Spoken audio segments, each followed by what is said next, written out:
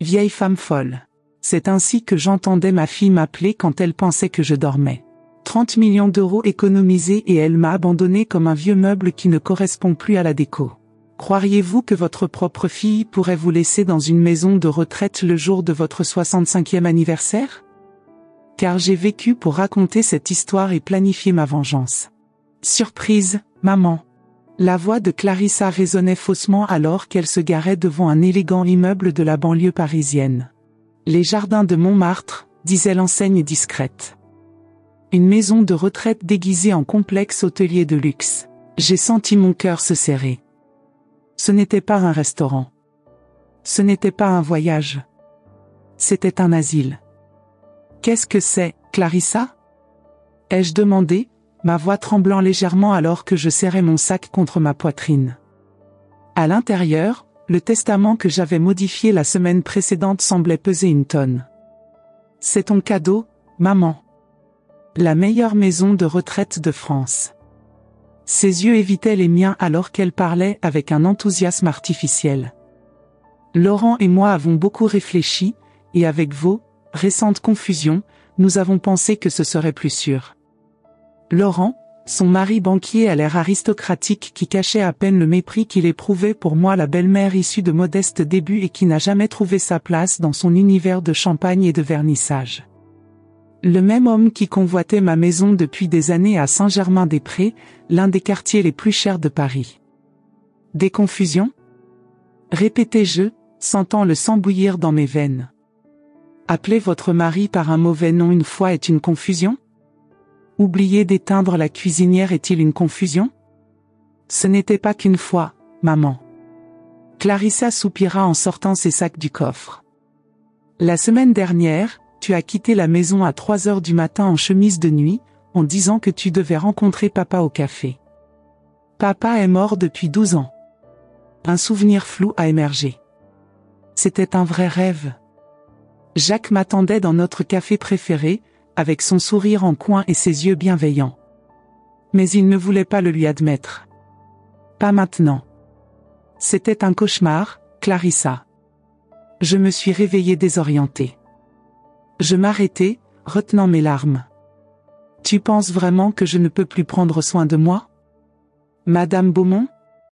Une femme en uniforme impeccable s'est approchée, souriant de ce sourire professionnel qui ne montre qu'une efficacité étudiée. Bienvenue au jardin de Montmartre. Je suis Simone, la directrice. Nous avions hâte de vous accueillir. Clarissa a posé sa main sur mon épaule. Allez, maman. Tu vas adorer. Il y a de magnifiques jardins, des activités quotidiennes et le meilleur, des soins médicaux 24h24. Comme si j'étais un enfant dont il faut prendre soin, murmurai-je alors qu'on me conduisait à l'intérieur. L'intérieur était exactement comme prévu, des murs aux couleurs pastel, une musique d'ambiance douce et cette odeur non dissimulée de désinfectant masqué par des assainisseurs d'air coûteux. Par la fenêtre, j'ai vu des personnes âgées en fauteuil roulant se faire pousser par des soignants trop souriants. D'autres étaient assis silencieusement dans le jardin, regardant dans le vide, comme s'ils avaient déjà renoncé à la vie. Votre chambre est par ici, Madame Beaumont, indiqua Simone en nous guidant dans un couloir. Nous avons tout préparé avec beaucoup de soin. La chambre était spacieuse, avec un lit simple, un fauteuil, un bureau et une salle de bain adaptée. Il y avait des fleurs fraîches dans un vase délices, mes préférées. Clarissa a dû en parler. Une petite console pour le dernier sacrifice avant l'abandon. N'est-ce pas beau, maman? S'exclama Clarissa avec une fausse excitation en posant mes sacs sur le sol. J'ai apporté quelques-unes de vos photos préférées pour décorer. Et regardez, il y a un balcon qui donne sur le jardin. Je me suis assis sur le lit, sentant que le matelas était trop ferme. Rien de tel que mon lit à la maison, où Jacques et moi avons dormi pendant 4 décennies, où j'ai bercé Clarissa bébé, où je lui lisais des histoires les nuits d'orage. Pourquoi, Clarissa? Ai-je finalement demandé. Pourquoi le jour de mon anniversaire? Elle soupira, s'asseyant à côté de moi, mais gardant suffisamment de distance pour ne pas me toucher. Je pensais que ce serait plus facile. Une transition positive. Un nouveau départ. Un nouveau départ, répétai-je amèrement. Pour qui? Pour moi, coincé entre ces murs jusqu'à ma mort? Ou pour toi, libre de vendre ma maison et de garder l'argent? Ses yeux s'écarquillèrent brièvement, la culpabilité sur son visage pendant une fraction de seconde avant que le masque d'inquiétude ne revienne. Ne sois pas absurde, maman. C'est pour ton bien. Laurent et moi voulons juste que tu sois en sécurité. Madame Beaumont, l'interrompit Simone de sa voix mélodieuse, je vous quitte pour un moment privé. Quand vous serez prêt, je pourrai vous montrer le reste des installations. Quand la porte se referma, le silence entre nous pesait comme du plomb. 40 ans d'histoire résumée dans ce moment de trahison. Depuis combien de temps as-tu prévu ça? Ai-je demandé, ma voix plus calme maintenant, presque résignée. Maman, s'il te plaît. Combien de temps, Clarissa? Elle prit une profonde inspiration. 3 mois. La liste d'attente ici est longue, mais votre mari connaît des gens influents, n'est-ce pas? J'ai terminé. Nous avons eu de la chance, murmura-t-elle en évitant mon regard. Cet endroit est exclusif. Combien ça coûte? Ai-je demandé, sachant exactement où frapper. Cela n'a pas d'importance. Combien? 8 000 € par mois, admettait-elle à contre-cœur. Mais ne vous inquiétez pas, nous vendrons la maison et investirons l'argent. Vous couvrirez tout et ce qui reste est à toi, concluai-je. Très pratique. Ne sois pas injuste, maman. Je fais ce qu'il y a de mieux pour toi. Je me levai lentement et me dirigeai vers la fenêtre. Dehors, Paris continuait d'exister sans moi. La ville qui connaissait chacun de mes secrets, chaque amour, chaque larme. Sais-tu ce qui est injuste, Clarissa? Passer 9 mois à porter un enfant dans ton ventre, puis des décennies à l'élever, à l'aimer au-delà de la raison, à sacrifier tes rêves pour les siens, pour ensuite être abandonné quand cela devient gênant. Des larmes silencieuses coulaient sur mon visage, mais je ne me retournai pas pour qu'elle puisse les voir. Je ne donnerai pas ce plaisir. Ce n'est pas comme ça, protesta-t-elle faiblement. J'ai encore assez de tête pour savoir quand je suis trompée, répondis-je. Vous voulez ma maison, mon argent. Avez-vous cherché mon testament? Avez-vous vérifié combien j'ai en banque? Son silence était une réponse suffisante. Je pensais avoir mieux appris, ma petite. Ne jamais juger un livre par sa couverture. Ne jamais sous-estimer qui que ce soit, surtout ta mère. Je me tournai pour lui faire face. Ses yeux étaient larmoyants, mais je connaissais trop bien ma fille. Ce n'étaient pas des larmes de regret, c'étaient des larmes de frustration face à cette confrontation. Il est tard, dit-elle en vérifiant sa montre-bracelet coûteuse, un cadeau de Laurent pour son dernier anniversaire. Je dois aller chercher Jules à l'école. Jules, mon petit-fils de 10 ans. La seule véritable lumière de ces dernières années sombres. Le garçon qui avait hérité non seulement de mes yeux verts, mais aussi de mon entêtement et de mon amour de la musique. Le garçon que Laurent a essayé de façonner à son image, étouffant son âme d'artiste avec des cours d'économie et de golf. Bien sûr, répondis-je, soudain épuisé. Va chercher mon petit-fils. Dis-lui que grand-mère m'a envoyé un baiser. Elle se leva, redressant sa jupe coûteuse avec des mains nerveuses. Nous reviendrons ce week-end. Pour voir comment vous vous adaptez. J'attendrai, répondis-je avec un sourire qu'elle ne pouvait pas interpréter. Lorsque la porte s'est refermée derrière elle, j'ai finalement laissé mes jambes céder. Je m'effondrais dans le fauteuil, tremblant. Le poids de la trahison était presque insupportable. Mais au milieu de la douleur, j'ai senti quelque chose d'inattendu surgir, la détermination. J'ai fouillé dans mon sac et j'en ai sorti mon téléphone portable, un cadeau de Jules à Noël dernier. Pour toujours parler, grand-mère, avait-il dit. Le même téléphone portable que Clarissa pensait que je savais à peine comment l'utiliser. J'ai composé un numéro que je connaissais par cœur. Maître Durand? C'est Élise Beaumont. Oui, je vais bien. J'ai besoin que vous mettiez notre plan à exécution. Maintenant. À 65 ans, ma fille me considérait comme une nuisance et m'a laissé dans une maison de retraite.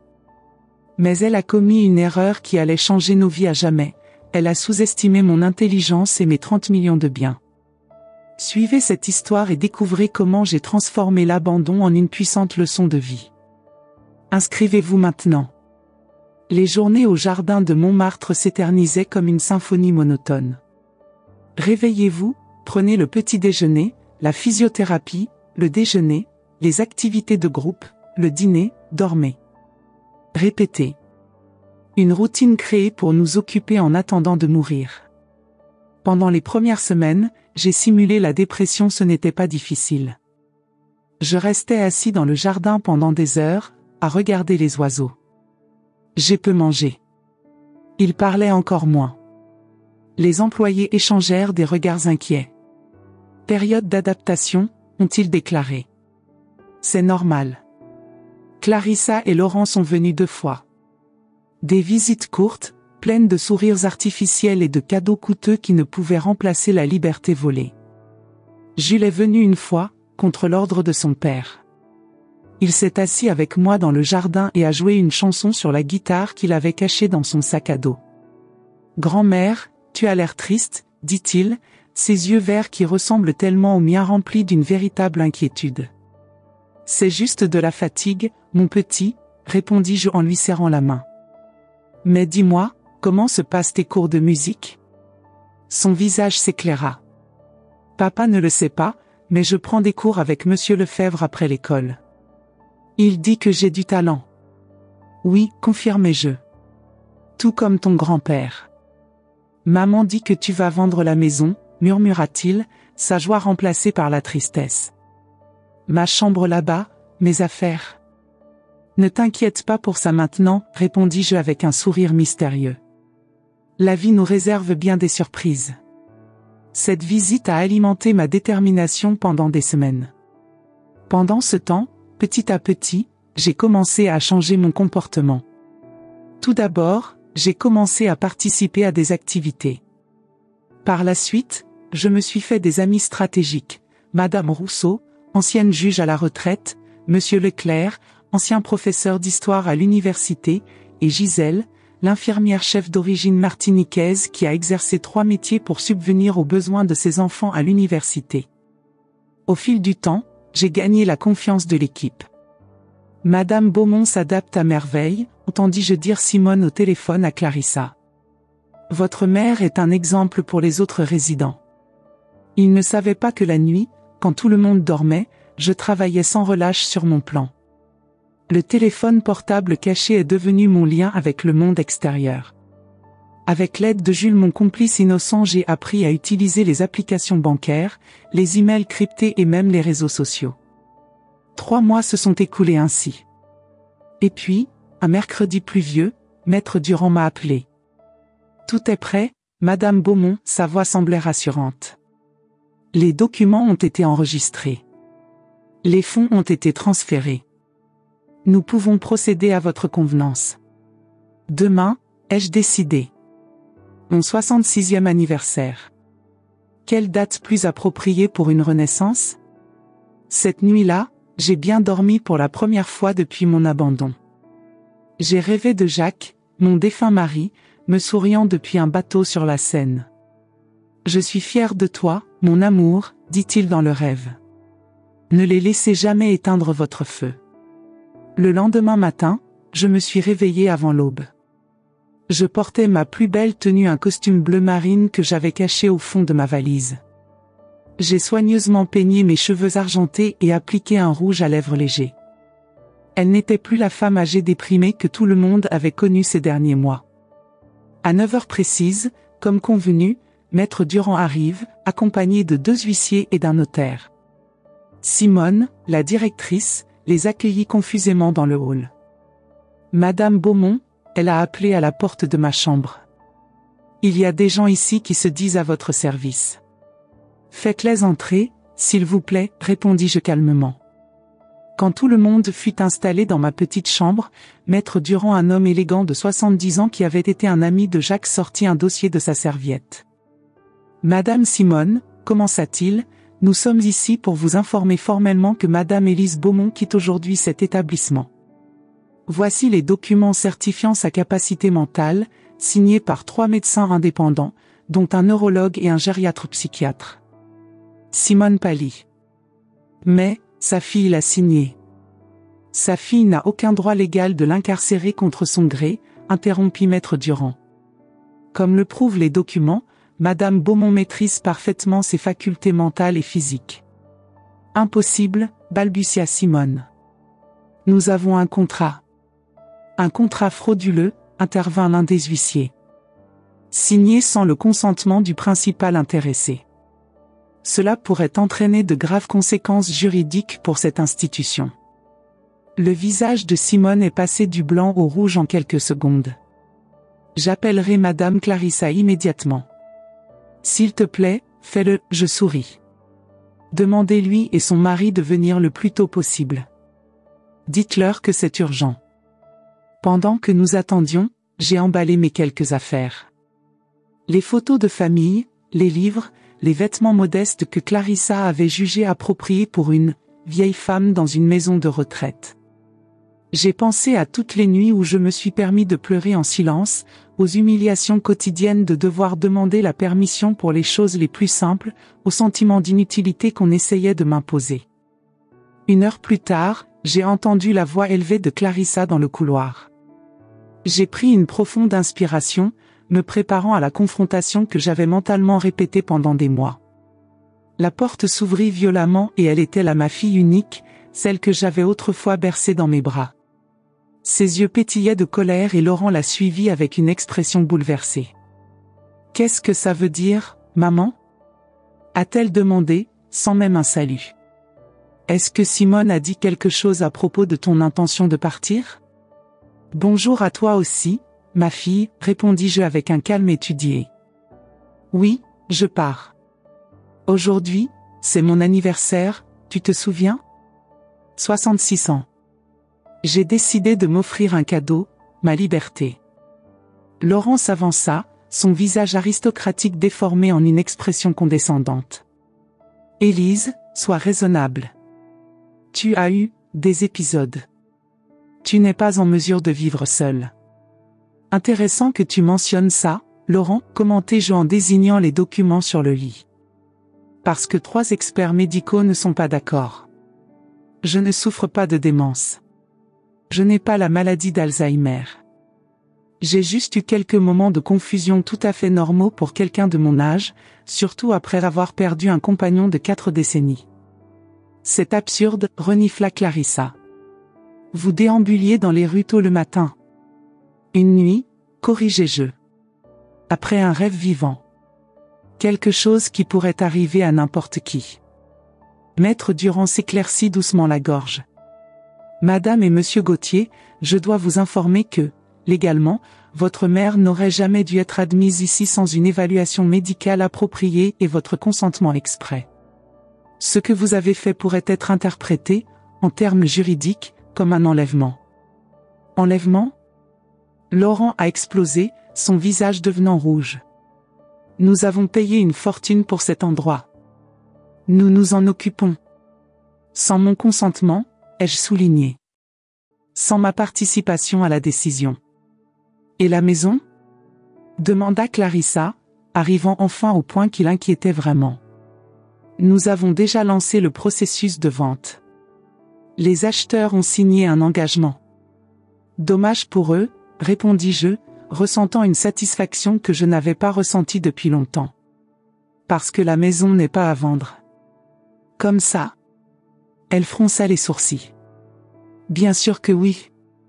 Nous avons besoin d'argent pour payer cet endroit très cher ? J'ai terminé. Ce ne sera pas nécessaire. Je ne vis plus ici. Laurent fit un pas menaçant vers moi, mais Maître Durand intervint. Attention, monsieur. Il y a des témoins. Mettons certaines choses au clair, dis-je en gardant ma voix calme. Premièrement, la maison de Saint-Germain-des-Prés ne m'appartient plus. Elle a été transférée à une fondation que j'ai créée il y a 3 mois, au lendemain de votre arrivée ici. Quoi ? Clarissa a crié. Tu ne peux pas faire ça. Deuxièmement, continuai-je, ignorant son interruption, les 30 millions d'euros que ton père et moi avons économisés au cours de notre vie, argent dont tu comptais évidemment hériter, ne sont plus non plus à mon nom. Laurent chancela comme s'il avait reçu un coup de poing. 30 millions? Impossible. Vous étiez professeur. Mon mari était bien plus qu'un simple enseignant, répondis-je. Il a développé une méthode révolutionnaire d'enseignement des mathématiques qui a été adoptée dans les écoles de toute l'Europe. Les redevances s'accumulaient tranquillement pendant des décennies. De plus, nous avons investi judicieusement. Mais cela n'a plus d'importance maintenant, car l'argent est ailleurs. Tu bluffes, murmura Clarissa, mais je pouvais voir le doute dans ses yeux. Vous savez à peine utiliser un téléphone portable. Encore une hypothèse erronée de votre part. Jules m'a bien appris à utiliser la technologie moderne. Votre fils est brillant, vous savez? Un vrai musicien. Dommage que vous soyez si occupé à étouffer son talent. Clarissa pâlit. Laissez Jules en dehors de ça. Avec plaisir, j'acquiesçai. En fait, c'est en pensant à lui que j'ai fait ce que j'ai fait. Je me tournai vers le notaire qui jusque-là observait en silence. S'il vous plaît, monsieur. Il s'avança, ouvrant un dossier. Voici le testament mis à jour de Madame Beaumont, légalement enregistré il y a un mois. Elle a demandé qu'il vous soit lu aujourd'hui. Testament? Laurent avait l'air confus. Elle est toujours en vie. Évidemment, répondis-je sèchement. Mais je veux que tu saches exactement ce qui se passera quand je partirai. Pas de surprise. Le notaire s'éclaircit la gorge et commença à lire. Moi, Élise Marie Beaumont, en pleine utilisation de mes facultés mentales, j'enregistre mes dernières volontés. Premièrement, la maison de Saint-Germain-des-Prés restera la propriété de la Fondation Jacques Beaumont, créée par mes soins pour soutenir de jeunes musiciens talentueux issus de familles défavorisées. La fondation est désormais pleinement opérationnelle et ne peut en aucun cas être dissoute. Deuxièmement, sur les 30 millions d'euros qui constituent ma succession, 25 millions ont été reversés à la même fondation, avec une disposition particulière. Mon petit-fils, Jules Gauthier, recevra une bourse à vie pour étudier la musique dans n'importe quelle institution de son choix, dans n'importe quel pays du monde, sans interférence de ses parents. Troisièmement, 2 millions d'euros sont réservés sur un compte en fiducie pour garantir mes moyens de subsistance pour le reste de ma vie, sans que je doive dépendre financièrement de qui que ce soit. Quatrièmement, 2 millions d'euros sont alloués à Gisèle Toussaint, infirmière chef des jardins de Montmartre, en remerciement pour son humanité et son dévouement. Cinquièmement, 1 million d'euros est réservé à ma fille, Clarissa Gauthier, à une condition: cette somme ne sera débloquée qu'après qu'elle aura effectué 100 heures de volontariat dans des EHPAD publics de Paris, auprès de personnes âgées réellement démunies. Une fois l'enregistrement terminé, le silence dans la pièce était absolu. Clarissa me regarda avec un mélange de choc et de fureur.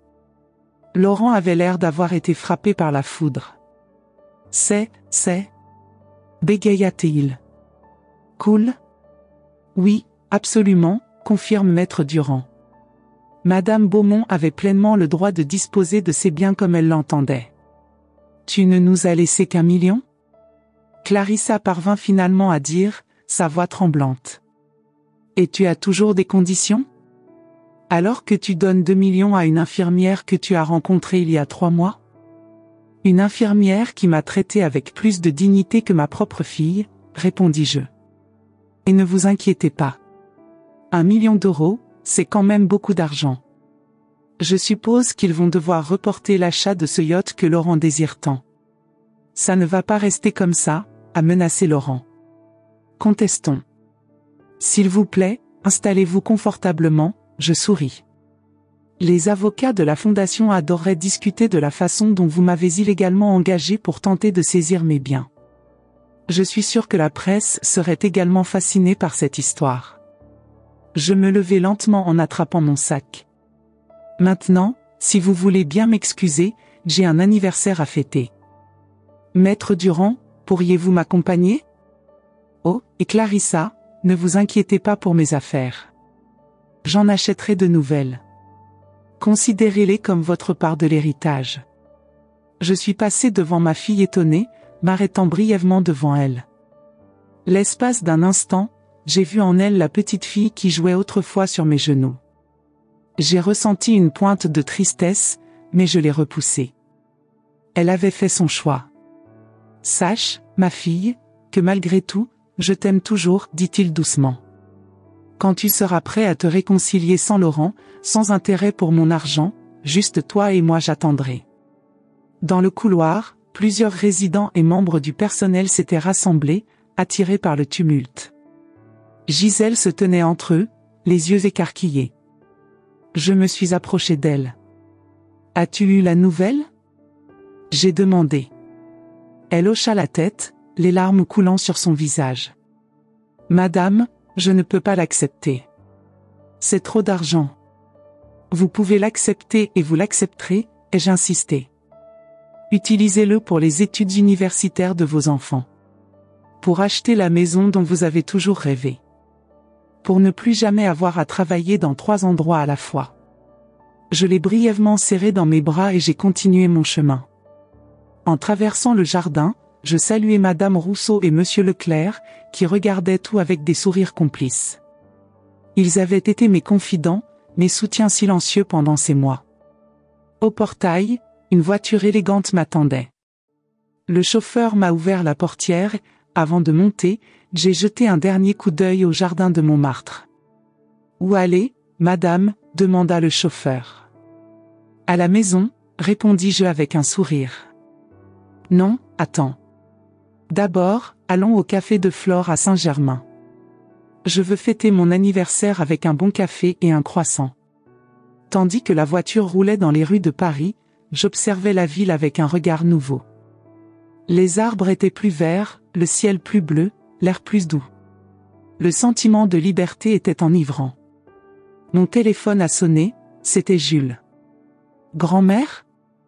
Maman crie après papa. « Quelque chose à propos de toi et de l'argent. »« Est-ce que ça va ?» ?»« Je suis meilleur que jamais, mon petit, » répondis-je. « Et j'ai une surprise pour toi. Et si on se retrouvait après l'école ? J'ai quelque chose de très important à te dire sur ton avenir. » « Oui. »« Où ? » ?»« Dans notre maison. Celle que tu pensais être vendue. » J'ai raccroché le cœur léger. J'avais fait ce qu'il fallait. Non pas pour se venger même si la satisfaction de revoir les visages de Clarissa et Laurent était indéniable, mais pour la justice. Par Jules. À la mémoire de Jacques. Et pour moi. Au café de Flore, j'étais assis à la même table que Jacques et moi fréquentions depuis des décennies.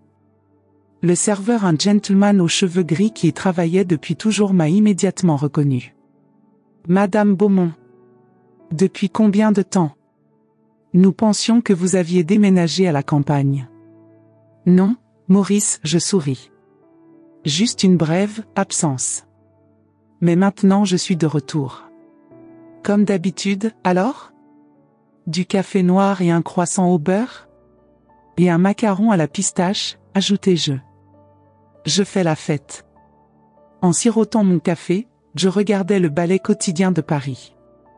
Des touristes prenant des photos, des étudiants de la Sorbonne avec leurs livres, des couples se tenant la main.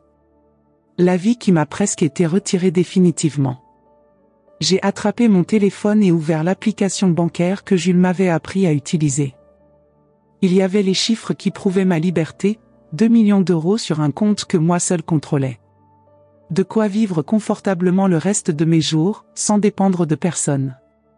À côté, dans une autre fenêtre de téléphone portable, des photos du nouveau siège de la Fondation Jacques Beaumont. Le premier étage de notre maison de Saint-Germain avait été transformé en un espace de cours de musique, de récital et de rencontres. Le deuxième étage était toujours ma maison. « Autre chose, madame ?» demanda Maurice. « Non, merci. J'ai déjà tout ce dont j'ai besoin. » J'ai payé la facture et suis sorti sur le trottoir ensoleillé. J'ai décidé de rentrer chez moi à pied, profitant de chaque étape de ma nouvelle indépendance. En passant devant la vitrine d'un magasin d'instruments de musique, je me suis arrêté pour admirer une guitare classique espagnole. Ce serait un cadeau parfait pour Jules. Sans hésitation, je suis entré dans le magasin et j'ai acheté l'instrument, ainsi qu'un élégant étui. Le vendeur voulait l'envoyer chez moi, mais j'ai insisté pour le prendre en personne. Je voulais voir l'expression du visage de mon petit-fils lorsqu'il l'a reçu. En arrivant chez moi, ma vraie maison, j'ai ressenti un mélange d'émotions en apercevant le panneau discret à l'entrée, Fondation Jacques Beaumont pour les jeunes musiciens. La secrétaire, engagée la semaine précédente par Maître Durand, a écarquillé les yeux en me voyant. « Madame Beaumont, nous ne vous attendions pas aujourd'hui. » « Changement de plan, Sophie, » répondis-je en me dirigeant vers mon appartement privé au 2e étage. Tout était exactement comme je l'avais laissé, à la différence qu'il était désormais impeccablement propre. Mes livres, mes photos, mon vieux piano sur lequel Jacques jouait les nuits d'hiver. J'ai enlevé mes chaussures et j'ai marché pieds nus sur le parquet, sentant sa solidité sous mes pieds. Pas de sol caoutchouté comme dans les maisons de retraite, conçues pour éviter les chutes. J'ai pris une longue douche dans ma baignoire, pas dans une salle de douche adaptée aux personnes âgées, et je me suis habillé avec des vêtements confortables. Je me suis assis au piano et j'ai joué une sonate de Chopin, laissant les notes danser dans les pièces comme de vieux amis revenant après une longue absence. L'horloge indiquait 15h30 lorsqu'on sonna à la porte. « Jules ?» J'ai descendu les escaliers, guitare à la main, me sentant plus léger que je ne l'avais été depuis des mois. Quand j'ai ouvert la porte, il était là, mon petit-fils, avec ses cheveux ébouriffés et ses yeux verts brillants. Mais il n'était pas seul. Clarissa était avec lui, le visage marqué par des heures de pleurs. « Jules a insisté pour venir, » dit-elle d'une voix rauque. Je ne pouvais pas le nier. « Entrez », l'invitai-je en tenant la porte ouverte. Jules a couru vers moi en me serrant fort la taille. « Grand-mère, maman a dit que tu ne vivais plus dans la maison de retraite. Que notre maison est maintenant une école de musique. Est-ce vrai ? » C'est vrai, mon petit, confirmai-je en lui tendant la guitare. Et celui-ci est pour toi. Ses yeux s'illuminèrent lorsqu'il vit l'instrument. C'est beau, s'exclama-t-il en ouvrant respectueusement le coffret. Puis-je jouer ? Bien sûr. Va dans la salle de musique au fond du couloir. C'était l'ancien bureau de ton grand-père. Maintenant, il est plein d'instruments pour les étudiants de la fondation. Lorsque Jules a disparu au bout du couloir, Clarissa et moi sommes restés seuls dans le hall d'entrée. Le silence pesait entre nous comme une couverture de plomb. « Pourquoi, maman ?» demanda-t-elle finalement, sa voix à peine contenue. « Pourquoi nous faire ça ? Laurent est furieux. Il a dit qu'il allait me quitter. Qu'il ne m'a pas épousée pour avoir une belle-mère qui l'humilierait. Et ce serait une grande perte ? Répondis-je en indiquant le salon. Allez, parlons comme des adultes. Nous nous sommes assis sur des canapés opposés, comme les étrangers que nous étions maintenant. Clarissa semblait plus petite, plus fragile, sans Laurent à ses côtés pour amplifier son arrogance. Je ne l'ai pas fait pour te punir, commençai-je en choisissant soigneusement mes mots. Je l'ai fait pour protéger ce que ton père et moi avons construit. Pour être sûr que l'argent que nous avons économisé soit utilisé de manière significative. Pour protéger Jules. Protéger Jules de quoi ? De nous, ses parents ? De voir son talent étouffé. D'être obligé de suivre un chemin qui n'est pas le sien. Elle baissa les yeux. Vous ne comprenez pas. Le monde est compétitif. Laurent ne veut que le meilleur pour lui-même. Laurent veut un clone, corrigeai-je. Héritier de son empire bancaire. Mais Jules n'est pas Laurent. Il est comme son grand-père, un artiste, un rêveur. De l'autre pièce, les notes d'une mélodie improvisée nous parvenaient. Jules testait déjà son nouvel instrument, créant quelque chose de nouveau et de beau. Entends ça ? J'ai demandé. C'est le son de son âme. Tu voulais la faire taire avec des cours d'économie et de golf. Clarissa passa ses mains sur son visage, épuisée. Qu'est-ce que je vais faire maintenant, maman ? Laurent a parlé de divorce. Notre appartement est à son nom. Je n'ai rien. Vous avez 1 million d'euros qui vous attend, lui ai-je rappelé. Après 100 heures de bénévolat. Avec des personnes âgées? Elle a failli se moquer. Je ne sais même pas par où commencer. Je peux vous montrer, proposai-je. Au jardin de Montmartre, il y a des gens formidables qui ont juste besoin d'un peu d'attention. Quelqu'un pour les écouter. Quelqu'un pour les traiter comme des êtres humains, pas comme des fardeaux. Pourquoi es-tu gentil avec moi maintenant? Demanda-t-elle, méfiante. Après tout ce que j'ai fait? Parce que je suis ta mère, répondis-je simplement. Et parce que je crois que tout le monde mérite une seconde chance. Même toi, qui as essayé de m'effacer de ta vie par commodité. Ses larmes coulèrent finalement sans réserve. Des années d'émotions refoulées, de choix discutables, de s'éloigner de plus en plus de qui elle était réellement. J'avais peur, a-t-elle avoué entre deux sanglots. Quand tu as commencé à avoir ces moments de confusion, ça m'a rappelé quand papa est tombé malade. Si vite. Si dévastateur. Je ne voulais pas que ça t'arrive aussi. Alors tu as décidé de te débarrasser de moi avant que je ne devienne un problème? Ce n'était pas comme ça. Protesta-t-elle. Laurent a dit que c'était mieux pour tout le monde. Que vous y seriez en sécurité. Que nous pourrions utiliser l'argent de la maison pour payer le meilleur traitement. Et acheter le yacht, la maison d'été à Nice et les actions de cette start-up technologique dans laquelle il voulait tant investir, ai-je ajouté. Elle ne l'a pas nié. Clarissa, soupirai-je, pourquoi ne m'as-tu jamais posé de questions à propos de l'argent?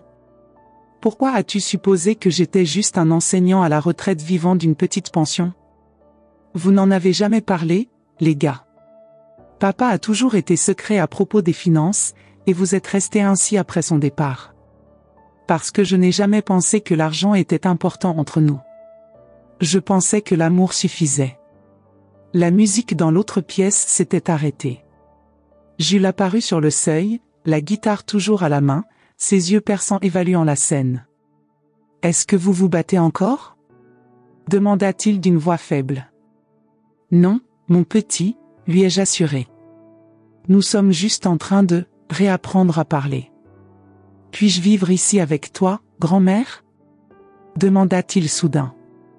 Avez-vous une chambre pour moi ? Clarissa se redressa, alarmée. Jules, ne sois pas absurde. Vous dites toujours que je n'ai pas le temps de pratiquer la guitare à la maison, a-t-il argumenté. C'est une école de musique. Ce serait parfait. Tu as l'école, et... En fait, l'interrompis-je, je pense qu'on peut se mettre d'accord. Jules peut rester avec moi le week-end. Pour pratiquer la musique, participer aux activités de la fondation. Et la semaine, il reste avec toi. Et papa ? Demanda Jules. Clarissa et moi avons échangé un regard. Il y avait encore beaucoup de choses à discuter.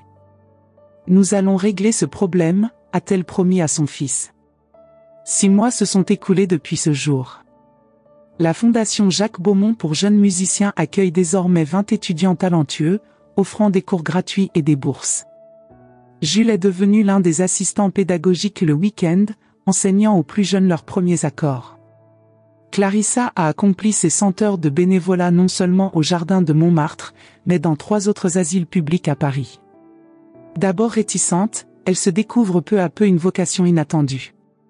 Les personnes âgées aimaient leur visite, leur patience en les écoutant raconter encore et encore les mêmes histoires. Laurent a vécu le divorce, comme prévu. J'ai essayé de contester mon testament, comme prévu également. Ses avocats ont rapidement abandonné lorsque Maître Durand a présenté la preuve que j'avais été admis contre mon gré. Clarissa et Jules ont emménagé dans un modeste appartement près de chez moi.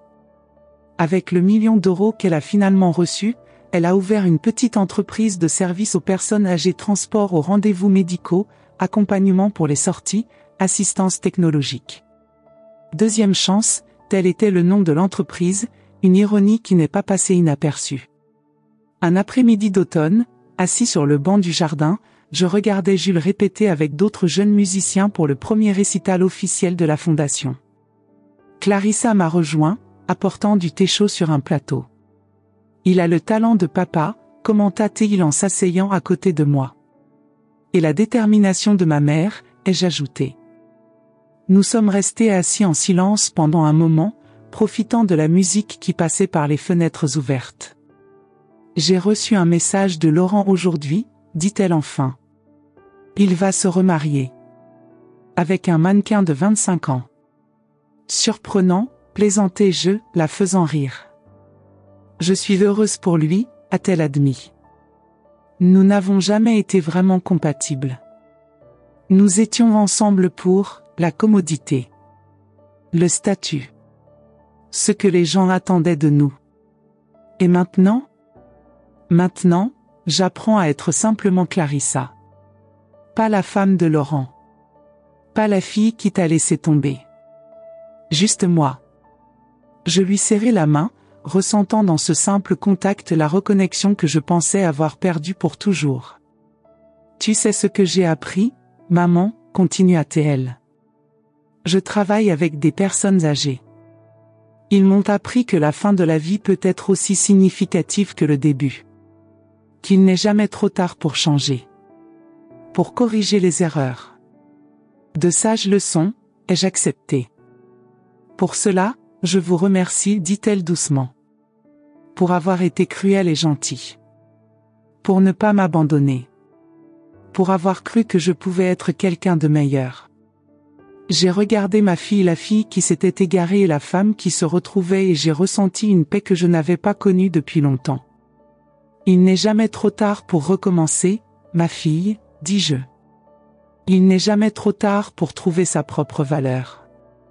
Du music-hall, les notes de la guitare de Jules s'élevaient dans une mélodie joyeuse, se mêlant au rire des autres enfants. Ma vengeance s'était transformée en rédemption. Ma douleur, dans un but.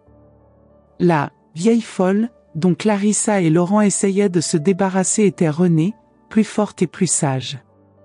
Non pas en tant que victime, mais en tant que force transformatrice. Et pour la première fois depuis le départ de Jacques, je sentais qu'il serait vraiment fier de moi. Non pas à cause de la fortune que nous avions accumulée, mais à cause de l'héritage que nous bâtissions. Un héritage de musique, de seconde chance et la découverte que la vraie valeur n'a jamais été dans l'argent, mais dans les vies que nous avons touchées en cours de route. En fin de compte, les 30 millions d'euros qu'il convoitait n'ont pas permis d'acheter ce qui comptait vraiment, la rédemption, un but et la possibilité de reconstruire ce qui était brisé. Ces choses, comme nous l'avons découvert, n'ont jamais été inestimables. Et moi? La vieille folle, qui a osé se battre pour sa dignité? Eh bien, comme je l'ai dit au début, la vengeance est un plat qui se mange froid. Mais la réconciliation est un repas qui se déguste chaud, frais et nutritif. Un repas qu'à 66 ans je commence tout juste à apprécier. Cette histoire est terminée, mais elle ressemble peut-être à quelque chose que vous vivez tous les jours. Vos enfants vous traitent-ils également comme si vous étiez invisible? Vous êtes-vous déjà senti rejeté ou sous-estimé en raison de votre âge? Racontez-moi votre propre histoire dans les commentaires, je suis là pour vous écouter et vous n'êtes pas seul dans ce voyage.